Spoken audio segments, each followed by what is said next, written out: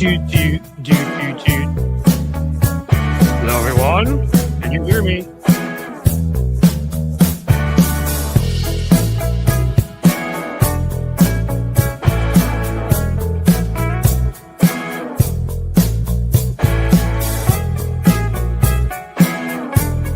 Interesting.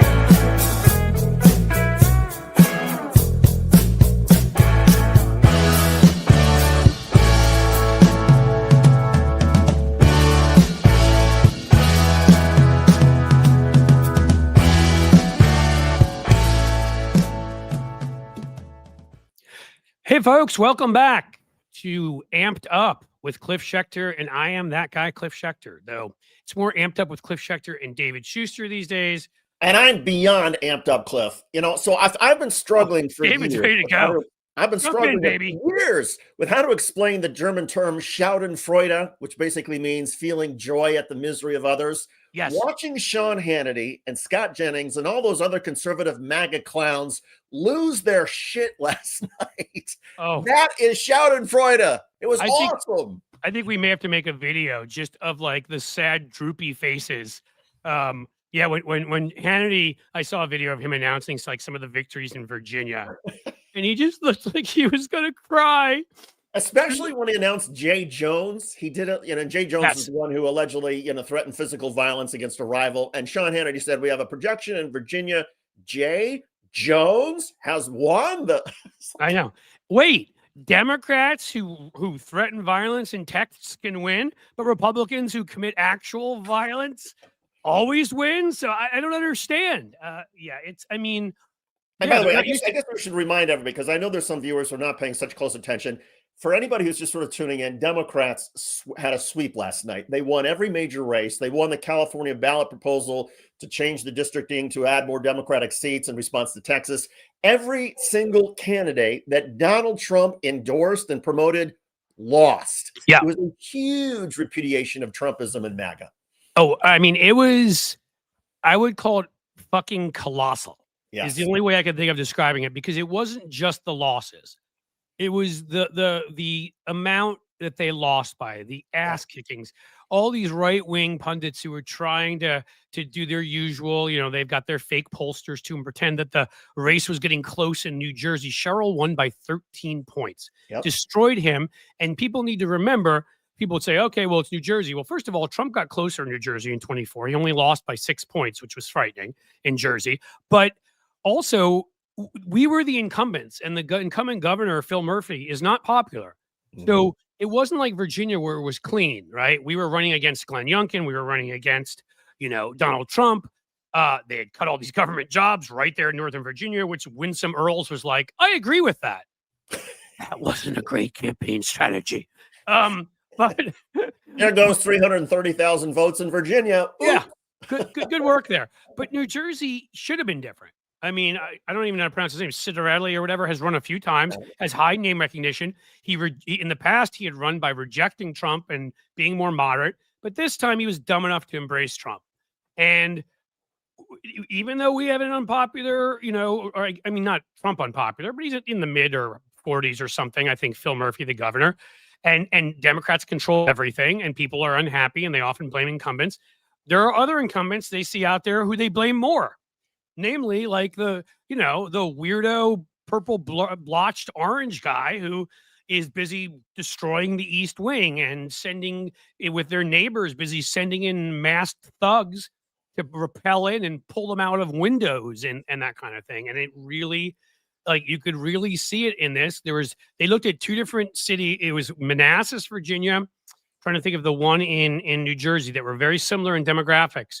They were both largely Latino, and in each of them, they lost 20% or 21, 22% of the Latino vote was from last time. And the polling, I mean, it was fascinating, and it gets to, even on Fox News was pointing out the two major impacts last night were inflation, the idea that, prices have been rising as opposed to falling, which is what Donald Trump promised. He would cut everything. No, everything's rising. Inflation is going up, grocery prices, everything. That's the first part. Yeah. The second part is people are infuriated with Trump. and they see Donald Trump as going too far on things like immigration and his deportation policy. So you put those together. I'm still sort of cynical in the sense that I think people would probably forgive Donald Trump on immigration and destroying the East Wing and everything else if the economy was great. But the economy sucks and people know it. Affordability is a huge issue. And as prices get more difficult for most of us, there's Donald Trump giving more benefits to the billionaires and people, and holding great Gatsby parties and putting up more gold. You wrote a great piece about the Gatsby thing. I mean, it's almost like, I mean, I don't know how else to say this. It's almost like you're suffering. So I think what I'm going to do is give you the middle finger. Right. What is the most obnoxious thing I could do? Wait, I got it. I could put gold all throughout the White House, build a ridiculously expensive, gaudy, gauche, shitty ballroom, and on top of all of that, hold a Gatsby party even though I'm compelled by law to give you your food to eat, I'm going to fight to hold back to not give it to you. Mm-hmm. I don't think there's any better contrast you get in the world than that. And, you know, I named this what I named this for a reason, because I've talked a lot about what happened during FDR's time. And the only piece left, you know, that we need left, because we won with a bunch of great candidates yesterday that reached people. I've said before, I have some issues with Mamdani, but he ran a fantastic campaign, and frankly, I agree with his economic positions. I agree with 100%. In this day and age, they are necessary. You know, we're not in where we were 10 years ago, and so if you act like we're in the same place we were 10 years ago, you're really not. I mean, you either adapt when things change, or if you don't, then you get left behind. And Democratic leadership is just thinking somehow, you know, Chuck Schumer somehow think, oh, you know, we can turn back the clock on Trumpism and go back to before, but make things a little bit better. And it's like, not only can we not go back, things weren't all that great. You could have maybe massively reformed the system back then, and it was doable. But we're well past that point. Like, there is going to be so much that new institutions. That's why I keep saying bringing up an FDR-like moment, and that's why I did a little analysis. Now, granted, I brought up that New Jersey leans like, you know, Trump only lost it by 6. It leans in our direction generally, but again, Trump only lost it by 6. But with Cheryl winning it by 13 points. I did an analysis of I looked back at sort of some of those FDR numbers, an analysis of all the House seats, you know, right now that are plus, actually, I should say, Lawrence Winterman helped me do that analysis because he's smarter than me, Lawrence, who works with us, of the plus 14, you know, up to plus 14 Republican seats, you get 148. And that's where I came up with a number of 150. If Democrats, we can have an FDR election, because anybody who doesn't think this economy is going to keep getting worse, that Trump is not going to keep doubling and tripling down on all of his worst stuff. Marjorie Taylor Greene already is somehow the smartest member of the Republican caucus, which is saying a lot, and has been breaking from him because she's seeing the numbers of what just happened last night. And we haven't even gotten the Epstein files yet. Those are still coming. The Epstein files are coming. He's getting older and looking like he's in worse shape. We've got the economy worsening, and you had 13 Republican state legislators. This is one of my favorite parts of last night. State legislators in Virginia, so that we got a House supermajority, get their asses handed to them. I mean, that was unexpected. And a little known other thing that people don't know that did, which is now Virginia will have the ability to, because they voted for a referendum, much like California did, to net us up to 3 seats by doing mid-decade redistricting. And again, I hate it. I don't want any of that in a perfect world to happen. We should do it in an honest way. But wanting to be honest doesn't mean you cede the field and let fascists take it. If they're going to do what they're going to do in Texas, and they're going to do what they're going to do, even though they've been held back somewhat here in Ohio, looks like they may net nothing, maybe 1 seat, because of factors. You know, but point is, if they're going to do it, we need to do it. And so, you know, and you can go all through the Pennsylvania Supreme Court races, swept them all. Those 2 Georgia races, I guess public utility races, we won by 24 points in each of them. We hadn't won any of those races in like 20 years. I mean, and you can keep going through all of this. So that's why I just said I'm going bold. FDR in 1932 won 313 House seats. I figured I'd look at the numbers in Jersey. She won by 13 points. I'm going up to 13 or 14 plus Republican, and I'm saying if we will embrace pointing out that it is Trump and his billionaires that are taking away both our economic freedom and our personal freedoms by attacking democracy and our economy, and they're doing it in back rooms while screwing everybody all the way up to the upper middle class, all the way down to the poorest among us. I honestly believe that we can put something together that even makes last night look like a and I'm small so glad, Cliff, I mean, you mentioned not only sort of affordability as a sort of a driving issue, but also the talent of the candidates. And I think Democrats got a good reminder. I mean, I had somebody who, my favorite person on this planet, my mom, who texted me earlier and said, Mom, Donnie is so impressive politically. Can he achieve some of what he wants to do? And I felt like my mom right there identified two key things. First, yes, Mamdani's political skills are off the charts. They are. He is incredibly talented. But the other thing about it is, in the midst of an affordability crisis, say specifically in New York, but I think across the country, I'm not sure that the government grocery stores or the free buses will necessarily work. But people are desperate for somebody to try something that is creative, to be bold about addressing things like affordability. And Mamdani's vow to be bold, and the Democrats who won, who are also likely, who are saying, hey, we're going to be bold in our policies to try to narrow the wealth gap and deal with affordability. That matters much more, I think, than necessarily whether everything's going to work. And so I think Democrats have the message right there in front of us if we grab it. I want to get Stephanie in here, our resident brilliant historian, so she could join in because I see she's there. Hi, Stephanie guys. Wilson. Hello, How are Stephanie. you? Hello. Nice to see you guys. Welcome. Welcome. I mean, it's so nice to be able to have a brilliant historian on today, but also just a day when we can all smile and be happy for once, and really mock the shit out of Republicans. Pardon my whatever, but I don't like them much, so I'm just going to have to say these things. And the real thing to me, as we were talking about, would love to get your take and all that, but to me, it wasn't just it was the groups they lost yesterday. It was the breadth of the rejection. It was, obviously the size of some of those victories. And I think, as David pointed out, I wrote a piece about this before, the political talent, all three people who are running, because they all are not the same politically, right? Spanberger is more moderate than and same with Cheryl, but they all were people that learned from these past elections. We've spent so much money on network TV that is such a waste. They put a ton into digital. They did a lot of streaming. They did a lot of stuff off the cuff. I mean, neither of the female governor elects are on Mom Downey's level, but they both showed their personalities. They shared their personal stories. Like they showed how their stories informed their values, not just showing people a chart of where we are. And I feel like that was all huge, but I want to kick it to you, and you can be like, no, Cliff, you're wrong, and you're an idiot. Or you can be like, you got to, whatever you want to say.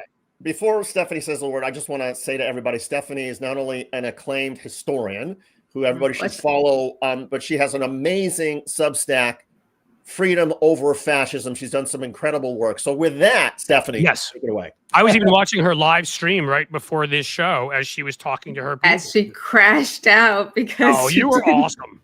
Come on. All right, thanks. Well, thank you both for the kind words. I could say that you're crazy, but then I'd be lying. Maybe. I think you put your finger on it. And I just had a conversation with one of my guests. It's about authenticity, but not the forced authenticity that a lot of politicians, they're like, hear the guidance, like you need to be authentic, but they don't know how to be authentic because they haven't been authentic for as long as they've been in politics. Right. So, and the new media, they don't really understand and haven't hired people who do, which it's really not that hard to hire people who know what's going on. They're just a little bit younger. So I think Mamdani for sure. I mean, he had such generative, the campaign was so generative, so many new ideas, so many creative ideas, both in campaigning and in policies. I think that was really attractive. The Jewish community is tearing itself to shreds and needs to get over itself. But that's another conversation I'm having next week, 2 weeks from now. I'd love to join for that. I just want to be clear. I've said some things. To me, I don't think that Mamdani's an anti-Semite. I think he said some things that, at the time, particularly when you put them in the context of what was going on after October 7th, I'm Jewish, obviously hit some, we're tough for us. I think it is something he should address. I also think the Jewish community should have conversations about this and speak to him, because we should all come together on these things is what we should do. Yeah, go ahead. Sorry. Absolutely. No, I recently, Deborah Shushan, who was the former political director at J Street, she's coming on in a couple weeks, and she just wrote a piece about how Jewish, and I'm Jewish too, so I'm part of the tribe here, that the Jewish response to Mamdani is much more about the Jewish community than it is about Mamdani.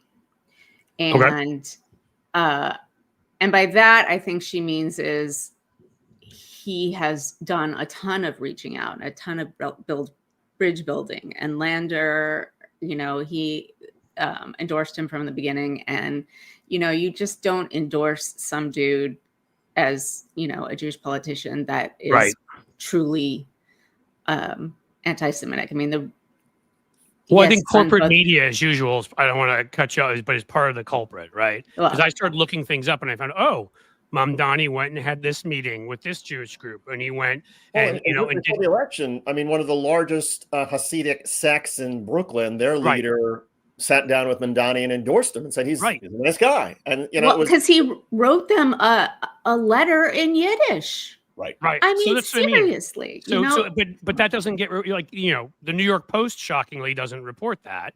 So that's the thing is, I think we all have to sort of say, I think in the past he said a few things that I don't think he knew. When he was talking about globalizing the Antifada and whatever, I think he was thinking struggle for freedom and for equality. And I think there are Jews who have learned to see that phrase in a different light.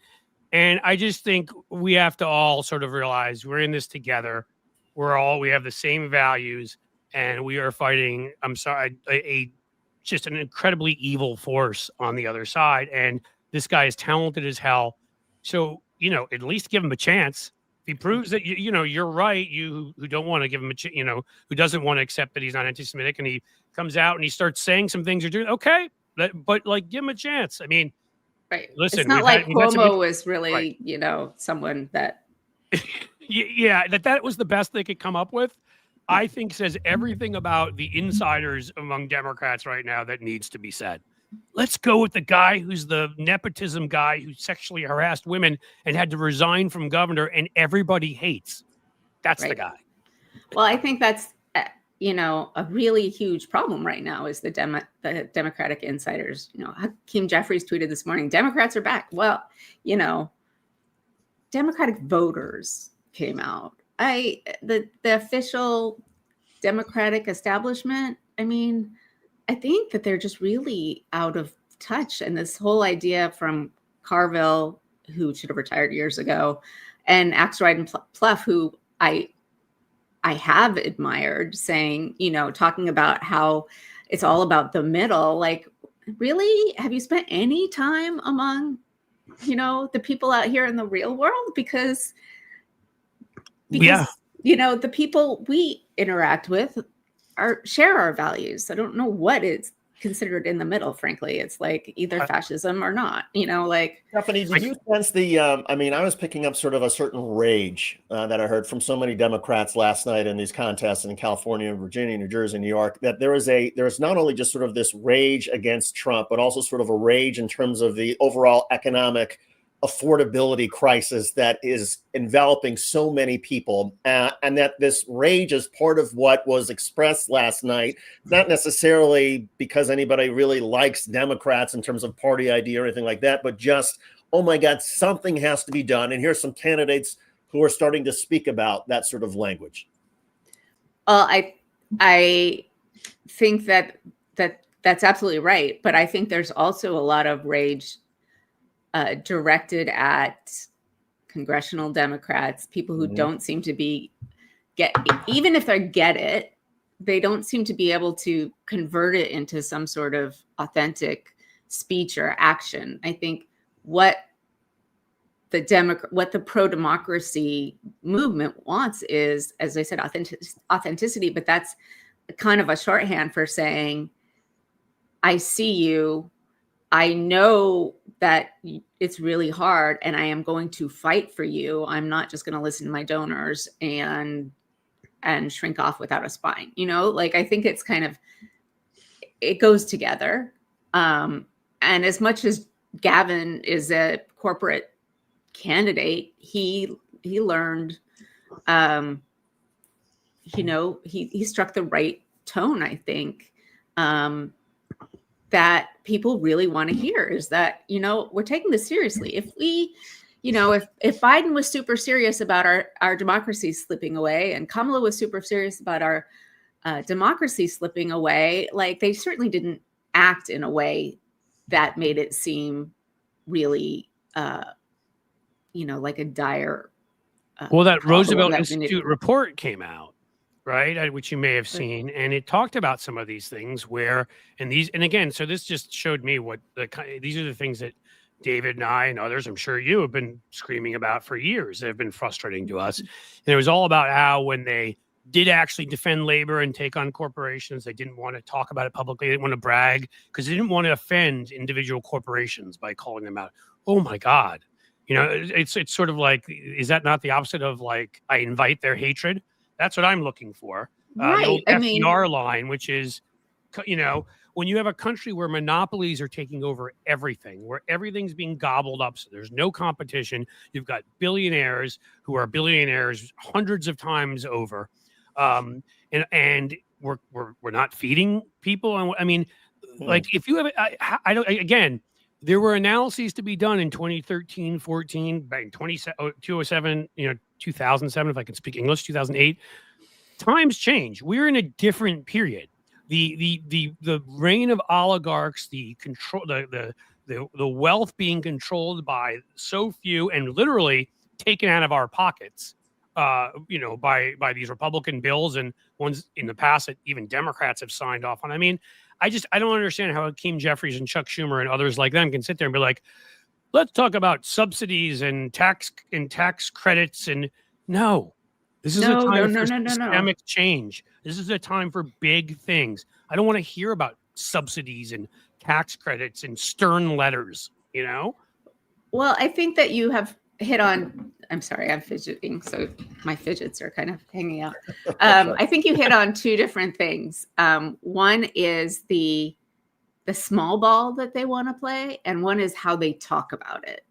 And they're intertwined, right? Like, I saw Catherine Clark on yesterday, and she's my rep, and she's the whip, and she was like a rehearsed, I met this woman, Teresa, at the food bank, and she has a kid, and but like, not talking like someone you love, like you could be starving next. Like, it's not about some weird person out there that doesn't have a face or a name. We need to be able to talk about it and get people in their belly buttons, and not just talk about, well, there's the small ball aspect, the subsidies and whatever, and the fact that we need systemic change to fix systemic problems. And we're not going to fix systemic problems with individual solutions. And also, we need to learn how to talk about it better. And that information is out there. There are lots of people who have won lots of different campaigns with the kinds of messages that actually connect. We just saw a whole bunch of them. Right. And yet, particularly the congressional Dems are not getting, I mean, there's a few, there's some that speak out. The problem I find is there's leadership, and a lot of people are scared of crossing them. And then you do get some Jasmine Crockett's and Eric Swalwells and people that seem to just not care. And I'm glad, and I hope that becomes that's the trend that others follow. AOC, Right. another one. But we could count, all right, we could count them on AOC, Jasmine Crockett, Chris Murphy, Swalwell, Cory Booker's kind of in the middle, like Bernie, Elizabeth Warren, you know, like you can basically count them on two hands, and that's really sad. And is that, you think, the roadblock? I mean, Cliff started the show, and I agree with Cliff that, you know, based on the numbers we saw last night, we could be looking at an FDR type of landslide in the midterm elections. We could, but it feels like the biggest obstacle to getting there is, will more Democrats be bold and embrace the strong institutional change that Bernie Sanders, Elizabeth Warren, and others represent, or will they try to sort of play it safe with Jeffries and Schumer and sort of small ball, as we say? And is that perhaps the biggest obstacle to Democrats possibly having a huge wave election?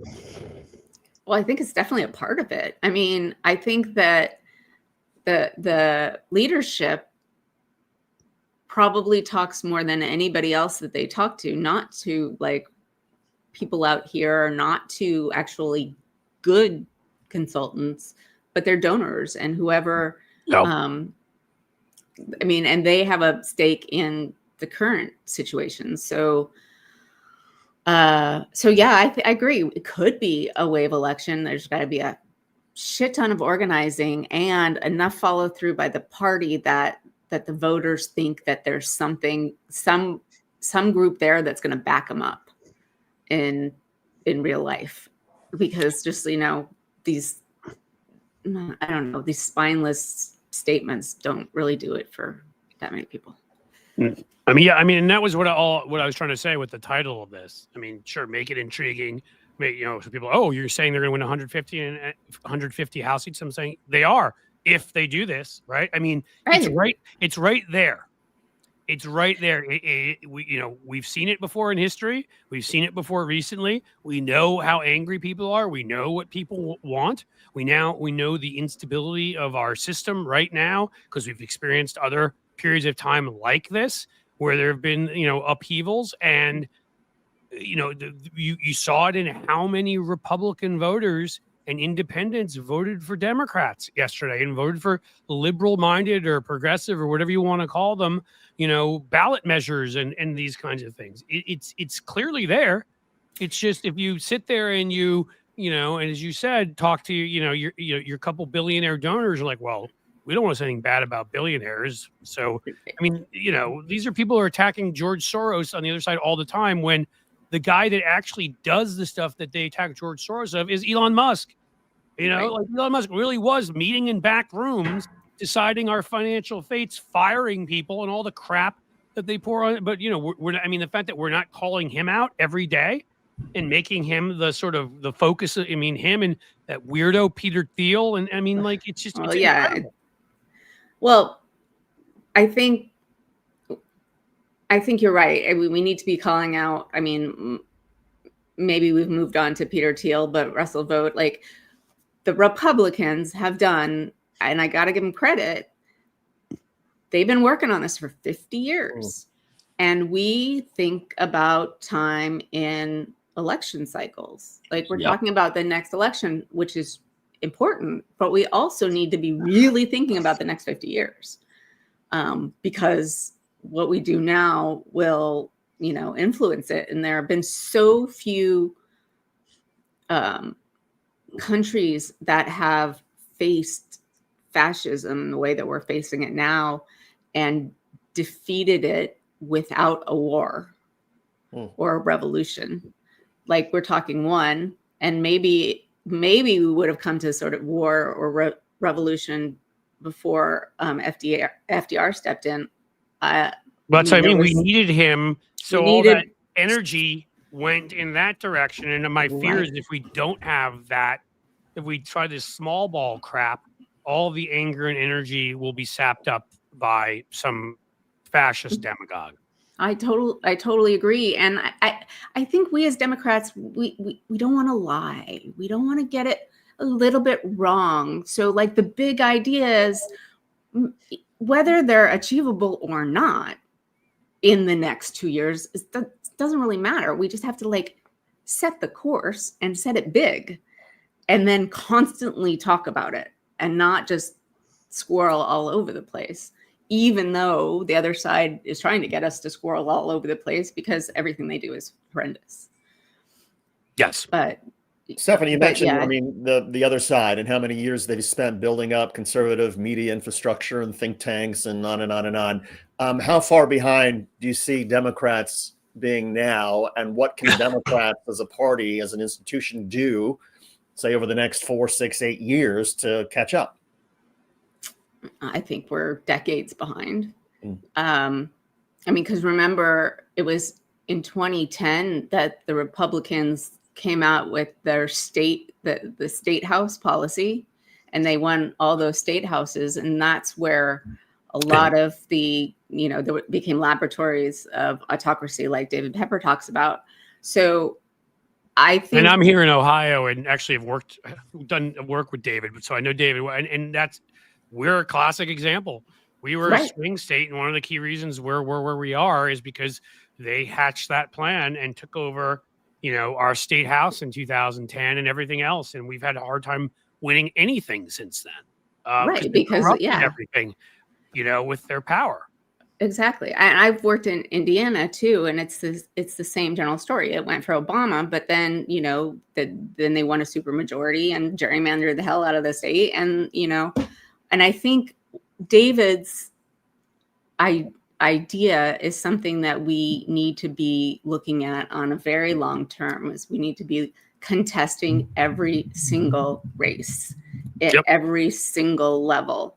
And we need to be funding those candidates, even a little bit, but enough so that they can get a campaign off the ground. Because I think a lot of them could make progress, because no one's like, a Democrat hasn't won in a lot of those, hasn't run in a lot of those districts in a really long time. But I think that, it makes sense to, start with the swing states and start with the swing districts, but it can't end there. It's got to go deep into the red. I mean, look at Georgia. My God. I know, right? I mean, the idea that everybody in a red state is MAGA is just wrong. I'm not. And you're not. I mean, whatever, 45% of all of those states are people who share our values. So, so I think we need a shorter term plan that really understands where we are in the moment with the technology, with the media, with what authenticity means, how you talk to people. And we have to have a medium term plan about electing more people and ground organizing and merging both the institutional side with the grassroots side. And then we need a long-term plan that I think takes into account the big systems and the big problems that need much more creative thinking than, tweaking this or tweaking that. On my show, I ask everybody what their for some radical creativity. What radically creative idea do you have for when we come out of this? And it doesn't have to be necessarily achievable, but we have to start thinking a whole lot bigger than, subsidies and the next in fact, election. like Lawrence and I were having a big conversation about that last night. I got all sorts of crazy ideas that I asked him. He was on my show yesterday, so I asked him. And we decided that we could probably figure it all out. And I think we could, if it's 3 of us, as opposed to, like we could get it all figured out probably within 2 hours, I'm sure a lot of stuff. I'll just say quickly, David wants to ask something, so I don't want to say, but like a classic example is, and some of these that we would need an FDR style win because we have to be speaking big. Some of these will be constitutional amendments and that kind of thing. But the fact, look at right now, the fact that the president appoints the attorney general, who then is supposed to look into the president. Like it makes sense that the president appoints the defense secretary or the state, at the State Department and at Treasury, because they're supposed to be his advisors. But the DOJ, that's supposed to be the people's lawyer, not the president's. So it makes absolutely zero sense. And we were talking about it last time. Like, I honestly believe we should set up and have a separate federal election. It's just one more check on power that you potentially get if you can elect an attorney general of a different part. I mean, that's just one. There's a million things out there like that, but I don't want to. Well, and once Democrats do get back into power, then there's some ideas that have been sitting around for 8-10 years. Look at when Bernie Sanders in 2016 I think he was proposing free college tuition, free college enrollment. I mean, Elizabeth Warren, I think maybe it was Bernie Sanders, had this idea of a penny tax on every Wall Street trade. If all you're going to do is trade pieces of paper, well, at least, you pay a penny tax on that. And that's, so there's lots of different ways to raise revenue and to have the wealthy contribute more. And then I think the big one is somehow we have to figure out how to get the profit motive out of healthcare. I think those are dramatic changes that if, we can squabble over the details, and there's debates, and there's very strong debates over different particulars. But if Democrats can come out and say, this is what we stand for, and we're going to go for something big, I think it does provide the energy that Democrats were able to capture last night. I think you're right. And I think, I have issues. Bernie and Elizabeth Warren, I think, have a lot of really good things to say. I think they kind of missed the boat on some of the race relations situations.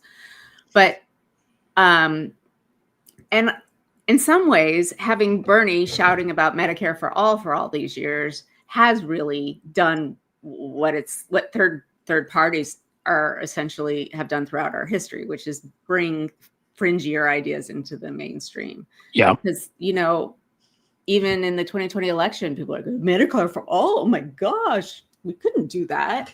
But we have 4 different freaking healthcare systems in this country. Right. One of which is Medicare that works. And the veteran system, which is socialist, and that works. I mean, exactly. They're trying to make it not work by cutting all of its funding, but when you fund it, it works quite well. Exactly. That's like, I don't think we consider that these are they are completely different systems that are all coexisting, but all aside, the veterans and Medicare are really not. Medicare is a little bit tied to the profit motive of the insurance companies, but we need to disentangle medical insurance from employment. Like when did that? I mean, when was that ever a good idea? I guess if nobody had any health insurance, then getting someone from your employer was a step up. But like, work is different now. Yeah. Gig economy kind of changes all of that. And I mean, again, we saw this coming. We've been in a stasis because we've allowed another one of those things that drives me insane that I bring up probably all the time, which is we allowed Mitch McConnell to wield the filibuster, which is not in the Constitution, which says the Senate is a majority body and it was an accident of history and was only used to stop civil rights legislation forever. Which really nicely done there. And then he grabbed it and turned it into something where we needed 60 votes for everything, when the Constitution says the presiding officer in the Senate makes those decisions, which would be the vice president, and Kamala Harris and Joe Biden or whoever should have just said it's unconstitutional, we're not respecting it, and kicked it away and let the parliamentarian try to stop me. And instead, we let all this anger build up that I think helped lead to Trump, because there was all this legislation the House passed in like 2008, and after that, none of which we could pass because they kept filibustering. Right.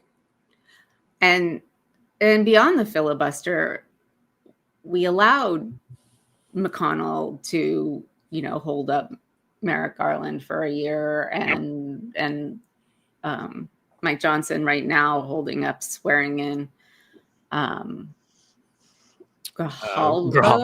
Grijalva. Yep. I mess up names. So, and you've got to think that there are ways to wield power to make that not happen. But either our side is unwilling to wield it or isn't creative enough to find it. And I'm not sure which is true. Stephanie, you mentioned a short time ago about sort of the roadmap that we're sort of following towards fascism. And as a historian, and I've heard, other historians say that, the thing about sort of fascism, authoritarianism is it's not like you flip a switch and it happens overnight. It's a very sort of slow process, and suddenly the frog is boiling before it knows that it's warm. How do you evaluate the speed with which Donald Trump has operated in these first 10 months, and how that compares historically with other authoritarian figures or fascist wannabes or fascist regimes? Much faster. We've gone from, Joe Biden, who essentially, played by all of the rules and the norms, to a country where they've essentially overridden the First Amendment, the Fifth Amendment with due process, the Fourth Amendment with all of these kidnappings. I think we went from, whatever it is, Germany 1931 to Germany 1937 or 8 really freaking fast. And I think that we are underestimating a great night like this with Democratic wins is fantastic. But it's not, I don't think we're going to vote ourselves out of this, because I don't think that free and fair elections are things that will be allowed to happen, right? Like last time, there are very obviously things that, the presidential, right? There were those bomb threats, and there were the evacuations, and all sorts of other, I think, really well reasoned and evidence-based thoughts about how that election turned out the way it did. But I don't think we can discount the fact that that's what they're really, between gerrymandering and all of these troops on the streets, and they are looking for every possible way so that election is not free or fair, and that Democrats cannot win it. Can we look? Oh, sorry, I thought you were done. All right. I'm done. Can we look to a place? I can think of one recently, which is Poland, which had 8 years under what one would call something pretty close to a fascist regime, and actually found their way out of it. Is that a model that we can look at and learn anything from? I don't know. I know you're an American historian, so I'm actually. Well, then I don't know anything. Actually, my doctorate is in Middle Eastern studies. Well, I know that you're actually a Middle Eastern historian, as I was saying. Yeah. Remember that Poland did this before with Solidarity and Lech Walesa, and so it is not new to them to know how to come to that other revolution. Was I think one of the only ones that that worked without, there are the color revolutions, but that example of Poland the first time, I think probably made the second time easier, because they had experience and mythology around coming together and making a big difference with solidarity and trade unions and all of those sorts of things. Are there any tactics or anything that you know of anyhow that worked that we can try? I think sustained, visible resistance, which I know is kicking off in DC today. I don't know how well that'll work. I can think of a lot of things that different states could do, but I don't know whether that gets us out of our moment or into another moment. That's even more perilous.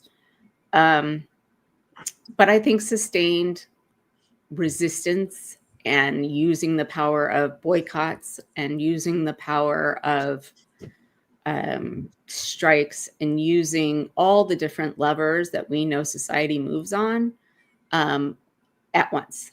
Like, I don't think we can try one thing at a time. We can't do it in sequence. It's got to be everything, everywhere, all at once. I think that makes sense. So I'll ask, or do you have something you want to ask, David? No, go ahead. I heard when I was listening to your awesome live stream, you were talking about something that I often sadly point to, which is our, right away, Reconstruction. From that moment when we failed, God, if we could have kept Ulysses Grant in there forever. When Reconstruction was working, but then, Rutherford B. Hayes in Florida and all that crap, because Florida screws everything up all the time. Sorry, people from Florida. That's how Rutherford B. Hayes, by the way, won the election. For people who don't know, over Samuel Tilden. Is Florida, there were disputed votes, and Florida threw its votes to Hayes if he would just sort of let Reconstruction end. Yeah. And we paid for that for 80 years or so after that. So yeah, I'd argue we're still paying for it. Great point. And so here's another moment.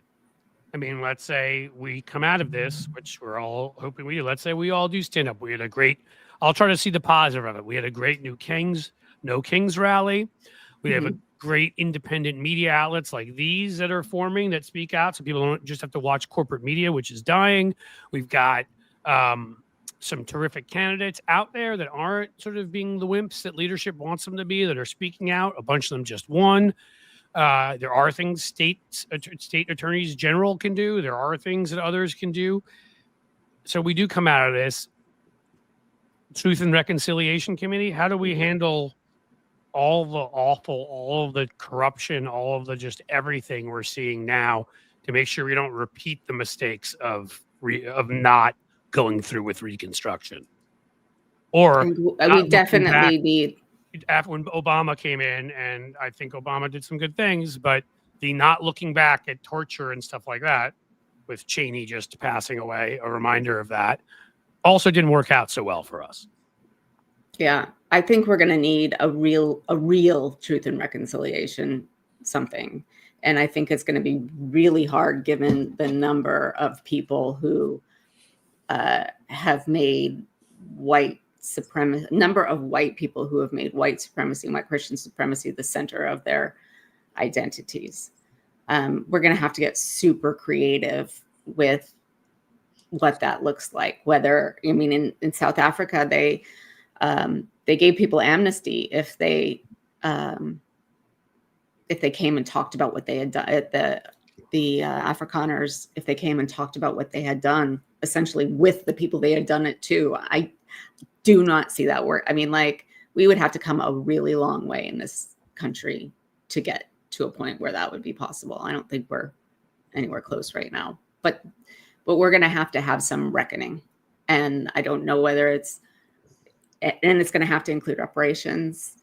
It's going to have to include some really, really big creative thinking and some sort of disincentive for racism, which we don't really have right now. And I wonder if that's something that our leaders, let's just assume Democrats take back power, our leaders need to follow through with, even if there's not popular support for it. And what I mean is, I go back to, for example, the 2000 presidential election, George W. Bush, Al Gore. It's essentially a tie, but Bush decided he would govern as if he had gotten a mandate. Karl Rove said, govern as if you have a mandate. I wonder if Democrats, and this gets to sort of my cynicism, I keep thinking that the reason Democrats are doing so well right now is because the economy sucks. People realize it. People realize it with the affordability and inflation. The economies may not always suck, but if that's the reason that Democrats are able to have a wave election in 2026 and possibly win back the presidency in 2028, it shouldn't matter what the reason is that they sweep back into power. Democrats should use that opportunity then to go back and have a Truth and Reconciliation Commission and to do all the things that are necessary, have our own sort of Project 2028 to reverse all the things that Donald Trump has done that have fouled up our institutions. I agree with that to a point, but I think that just reversing what they did is already that ship has sailed. Mm-hmm. I think we're going to have to really build new institutions from pretty much scratch. And that gives us a really good opportunity. But we're always going to have the, nearly divided 50-50 situation. It will always come down to who comes out to vote and who can talk to the voters better. I think with this wealth gap, I don't see that closing on its own. So I think the economy is going to suck for the vast majority of Americans for the foreseeable future. I don't see that really gets better as more and more money keeps, making its way to the 5 richest people or the 900 billionaires, without some really big efforts to stop that wealth transfer or, transfer it back in some way. I mean, that's a really cold way of saying it, but really we have to make sure that everyone's got the freedom to eat, to feed their kids, to go to school, to go to school without getting shot, to, have autonomy over their bodies, to thrive in all the ways that don't hurt other people. I think we have to. I think again, we all saw what ended up happening. David brought up 2000 with votes for Nader and votes for Jill Stein, and how third parties can affect our election, even just a small amount being siphoned off. And I have to believe, and I could be wrong, but that some of the MAGA Civil War stuff, I mean, it's not just at this point, they're not just acting it out. There are factions there. Nick Fuentes versus Ben Shapiro, which I might pay some money to watch that fight. That's a good prize fight. Get a little popcorn. But I mean, there are these factions that are fighting it out, and I think maybe anything we can do to exacerbate that, because the truth of the matter is that if 5% walk away, and I mean, Marjorie Taylor Greene is looking at some numbers and looking at, various things. Obviously, maybe some of the numbers that ended up happening in Georgia last night, to walk away quite publicly from Donald Trump. So who would have thought that she would have any sort of, well, I don't even think it's moral courage. It's whether she has the courage to, invoke the wrath of the GOP. And, she started with the Epstein thing, or maybe she knows, how bad it's going to get and wants to get out like really, really far away from it. I don't know, but I think there are cracks and we need to exploit them, just as they stick a chisel in any cracks they find and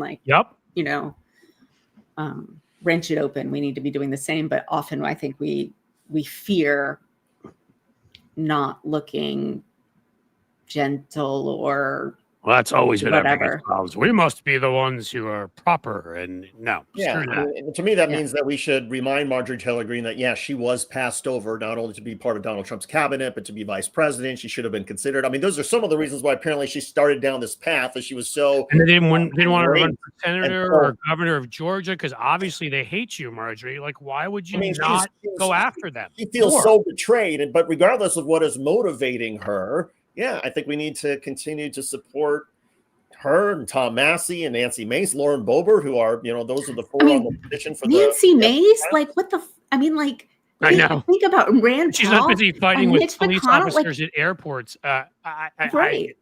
I mean, these people, there are mostly various forms of crazy, and okay, fine. But if they will turn against Trump, and there will be more, because there will be people who saw some of these elections last night and saw what happened in some of their districts. If I'm correct in what I read earlier, every single county in New Jersey and Virginia moved in a blue direction last night. Every single one. That means it doesn't matter where you're a member of Congress from those two states. If you're a Republican, your area moved in a blue direction. They're going to look at those numbers, and I think we need to exploit that as much as possible. Again, some of it's going to be over this sort of, Nazi right, with Fuentes which I always find fun saying Nazi Fuentes. Fuentes, yeah. I don't get it, but okay. And Shapiro, whatever the hell right he represents, which is still obnoxious, weird.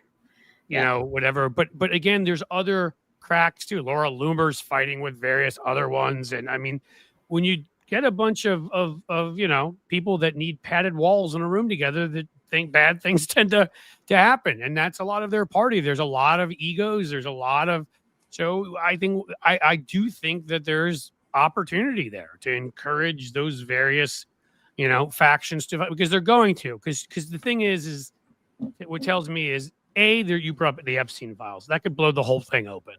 All right, I don't want to put too much hope in it, but it could, depending on what you know.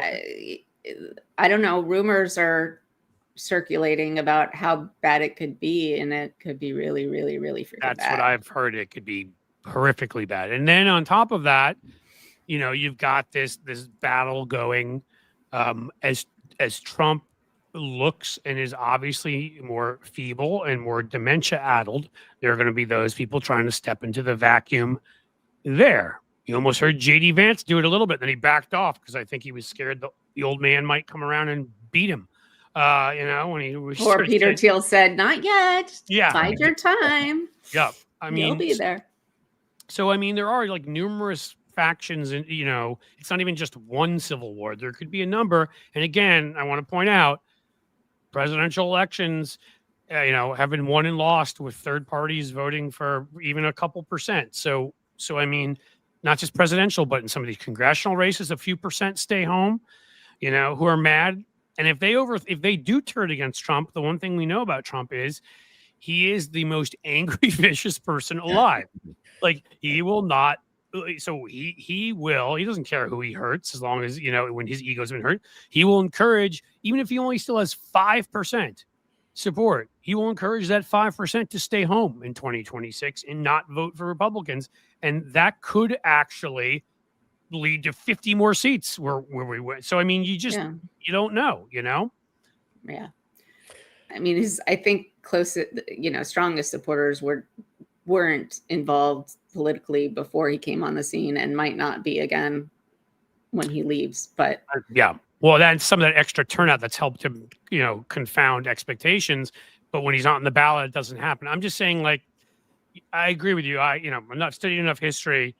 We're not in a good place. And I'm not saying we are, but I do think that there are various possibilities when it comes to some are electoral, some are legal, some are protesting, it's a variety of things. And Stephanie, before we wrap up here, and I feel like I should be calling you Dr. Wilson, that's Stephanie. Yeah, no. My parents were PhDs, and it was a very important point of pride that they were doctors. But I heard you mention Indiana. What's your connection to Indiana? Okay. First of all, I am always willing to be introduced as doctor, but call me Stephanie, because I'm not the useful kind of doctor. And also Dr. Wilson. Yes, you are. You're very. My father-in-law was an anesthesiologist, and he's kind of, and my husband's cousin. They're all Dr. Wilsons too. A lot of them. So, I don't know. It just feels a little weird, but I do claim that doctorate. What's the question again? Indiana. Indiana. Okay. So I worked in 2020 for kind of a parallel Biden social media organization, the Biden Digital Coalition. It wasn't connected to the campaign and was sort of independent. And one of the people, and I was a Facebook director, one of the people on my team moved to Indiana, South Bend. And she contacted me. That was a period of time where I was designing websites. So she asked me to design a website for the nonprofit she was involved in. And then I designed a website and some content for Destiny Wells, which she mostly didn't use. And then I ran communications for a House candidate who also didn't win. And okay, most of the ones we work for in the end don't win. We just like to talk about the ones that do. Right. Yeah. So you spent time in Indiana? Not physically, but yes, I've spent a lot of time from Indiana, so say nice things. I grew up in Bloomington, so that's Indiana's near and dear to my heart. So when my ears always perk up when I hear somebody mention Indiana. Well, Stephanie, for everybody who's, where can people find you? We mentioned the Substack, Freedom Over Fascism. What are all your contacts in terms of, X or Blue Sky? I mean, how do people find you? Right. So I'm not on X anymore. I haven't been for 2 years. I'm at freedomoverfascism.us will take you straight to my Substack, which is also a podcast, which you can get anywhere you get your podcast, but you can also get on the Substack. And I'm on Blue Sky, although I don't tend to do very much there. And I'm on YouTube as Freedom Over Fascism Pod. So I'm around, but Substack's my main home. All right. Just like us. Thank you. That's where you guys should head to, and we'll be subscribing and everybody else should subscribe to Dr. Stephanie Wilson. That's Dr. right. Stephanie, Dr. Wilson. You got the PhD. That's a big deal in my family, Stephanie. The useful kind of doctor, not these. I'm just kidding. All doctors are used to get very mad. He was a PhD, but he would get very mad because then his mother, my grandmother, he would come to visit her in the senior citizens home in Montreal, and she'd say, "This is my son, Dr. Schuster." And then people say, "Oh, can you help me with my arm?" And my dad was so mad, he would say, "Let me look at this." "Oh, I think you should have your physician look at this." Yeah. I don't want to fool anybody into thinking I could save their life, because I can't. Hey, I can't even really explain stuff because I'm just ABD. So, Yeah. Well, the trick is like before the kids, like back, you got to do it. Like I had the first kid come along and the dissertation was sitting there and we were offered, I was offered a consulting gig and I was like, pay for my kids' diapers or write my dissertation. And it I never got back to it, which I've always regretted, but maybe someday. Yeah. Yeah, my husband was like, "We're not trying for a kid until you finish." I'm like, "No, we can." Nope, wow, that's pretty. No way. And he was right. This has been awesome and informative. Yeah. Great to be on with you, Stephanie. It has been fantastic to be on with you guys. I really enjoyed hanging out with you, and I want to thank you for really important stuff you're doing, and make a pitch for us all to be working together to lift each other up and amplify each other. I feel that's why we have it in our name. We believe in amplifying blue. So that's what we want to do. So Freedom Over Fascism. You can find Dr. Stephanie Wilson there. Same thing with Freedom Over Fascism Pod on YouTube. David Schuster, who values his children, has to go and pick them up at school, which we all respect around here. Absolutely. Mine just wandered in a couple minutes ago. Have him say hi. That's the way that one guy went viral and like forever. The guy in Korea. Yeah. He actually went to Miami, Ohio, which a lot of members of my family have gone to. So my wife's family, I should say. So thank you, David, Stephanie. Thank you so much. Please, let's be in touch. And we'll have you back here if you want to lower your show to the level of having us on. We would be happy to do that. And well, you guys are the ones that convinced me that I could do a show 2 times a week and not have to do it 5 times a week. So cool. You're actually my model for, all right. I went from maybe I could do it to I'm doing it in about 20 minutes, but 5 you guys are my inspiration. If you want to do other stuff, 5 kind of makes it hard to do anything else. But quality over quantity. Yes. There you go. All right. Well, thank you, everybody. Thank you. Thanks, David. Thank you, Stephanie. I will say a quick goodbye to the folks here. Just wanted to thank you all for being here. Hopefully you enjoyed it, right? We had a good conversation. We had a great night last night. Yes, as Stephanie pointed out, there are still challenges. This is one battle in a longer war, and we're going to have to keep fighting to win everything back. But we can do that. That's the thing. It's been done before. And hell, we got rid of a king once. So we have some history there. Kind of like Poland in that way. Not quite as recent. That's it. I'm as my new policy is, I will encourage folks and remind them getting guests like this, putting in this time is not easy. Please support us. Go and subscribe at Substack, is where we spend a lot of time. Blueamp.co. We'll have another show there tomorrow at 2 p.m.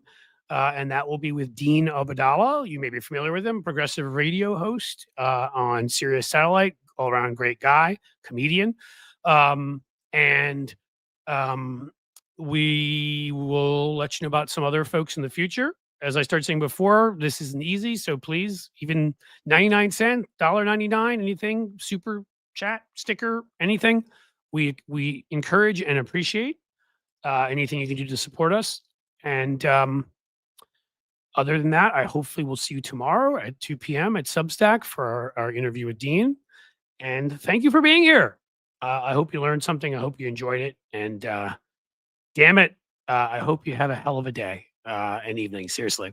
As the sun sets slowly in the west, my friends, I bid you a fond farewell.